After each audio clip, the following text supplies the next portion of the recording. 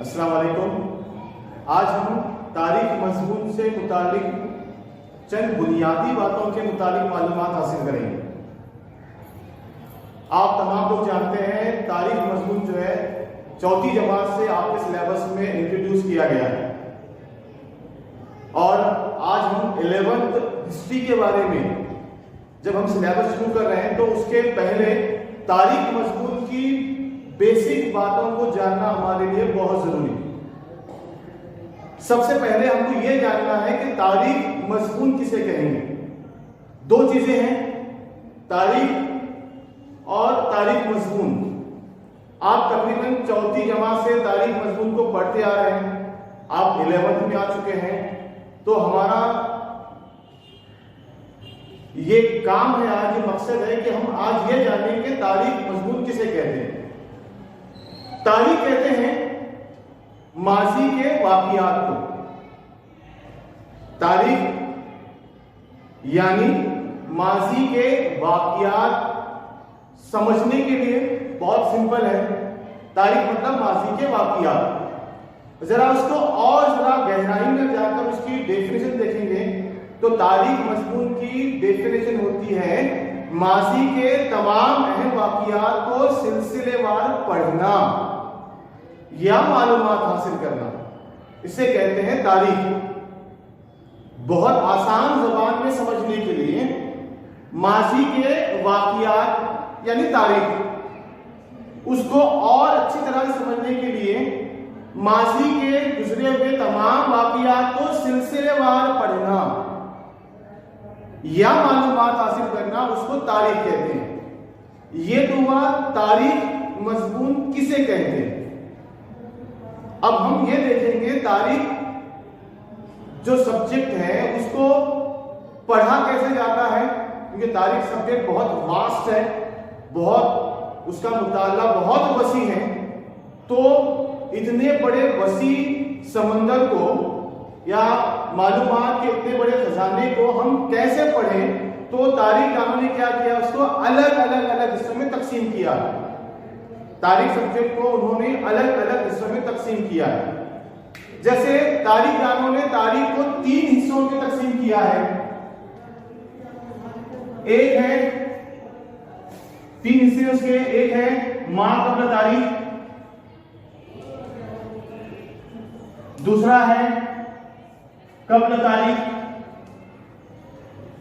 اور تیسرا ہے تاریخی دور تاریخ۔ یہ تاریخ کے الگ الگ حصے ہیں۔ اتنے بڑے عرصے کو پڑھنے کے لحاظ سے، سہولت کے لحاظ سے تاریخ دانوں نے، فلسفہ دانوں نے اس کو 3 حصوں میں تقسیم کیا ہے، ما قبل تاریخ، قبل تاریخ اور تاریخی زمانہ۔ اب یہ کیا ہے دیکھو، ما قبل تاریخ کہتے ہیں ایسا دور جس میں انسان پڑھنے اور لکھنے سے واقف نہیں تھا، یعنی انسان اس دور میں پڑھنا لکھنا نہیں جانتا تھا، اسے کہتے ہیں ما قبل تاریخ کا زمانہ۔ اس کے بعد دوسرا ہے تاریخی زمانہ۔ اس میں انسان پڑھنے لکھنے سے واقف ہے، پڑھنا لکھنا جانتا ہے، لیکن آج کا انسان اسے پڑھ نہیں سکتا، اسے سمجھ نہیں سکتا، اسے کہتے ہیں قبل تاریخ کا زمانہ۔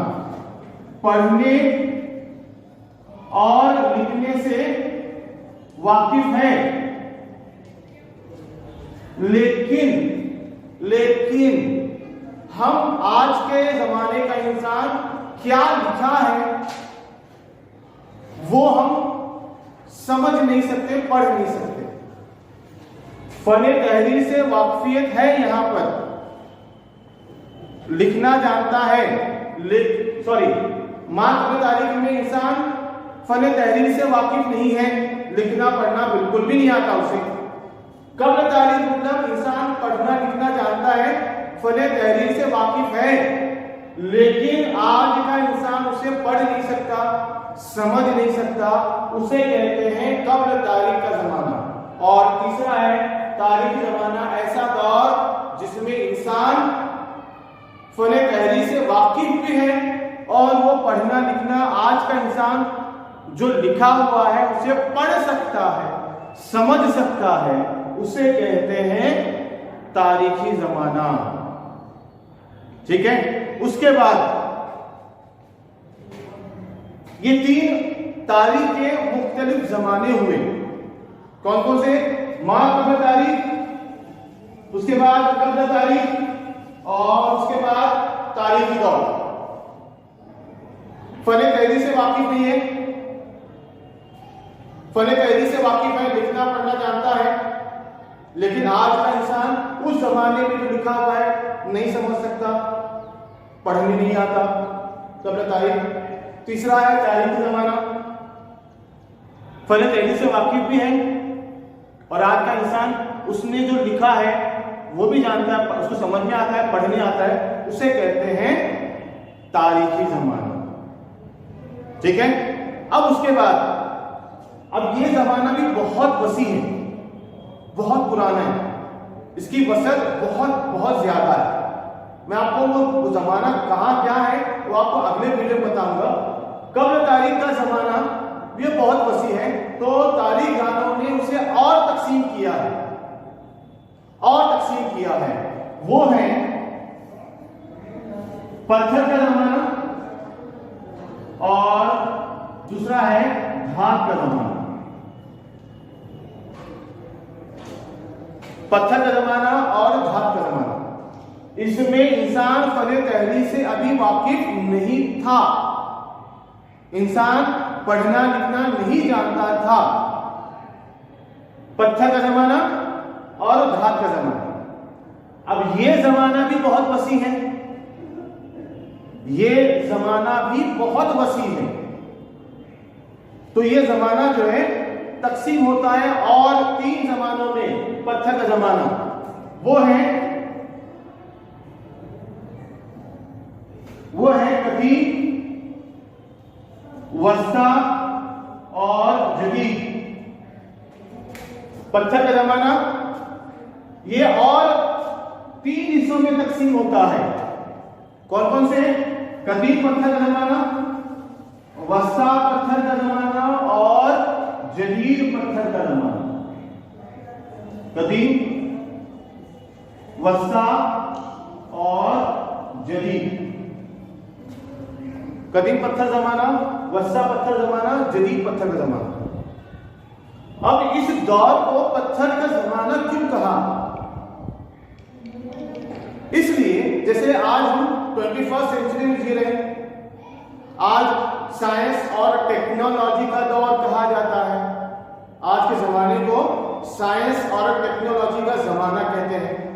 تو ویسے ہی اس زمانے کو پتھر کا زمانہ کیوں کہا جاتا تھا؟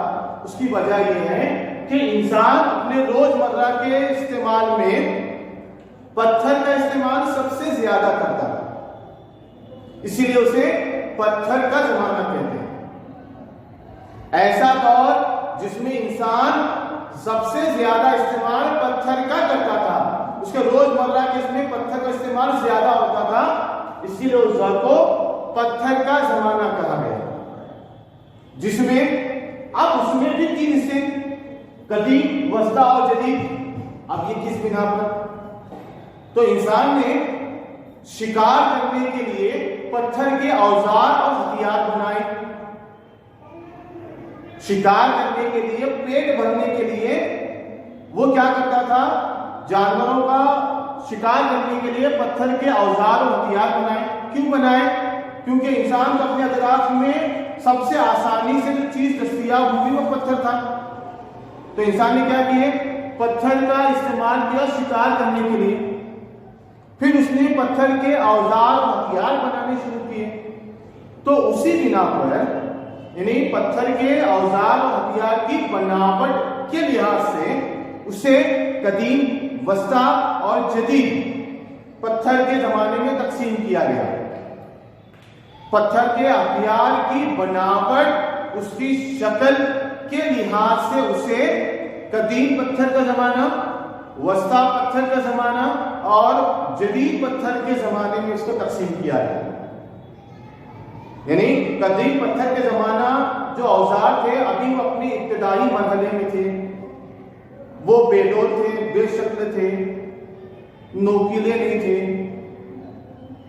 ابتدائی مرحلے میں تھے۔ پھر وسطی پتھر زمانے میں تھوڑا بدلاؤ ہوا۔ کیا بدلاؤ ہوا؟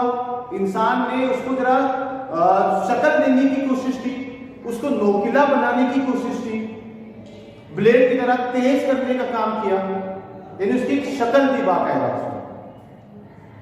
پھر جدید پتھر کے زمانے میں انسان نے اس پتھر کے اوزار و ہتھیار کو باقاعدہ نوکیلا بنایا، بلیڈ کی طرح تیز بنایا، شکار کرنا اس سے آسان ہوا، گوشت کو، چمڑے کو اور گوشت کو الگ کرنا آسان ہوا۔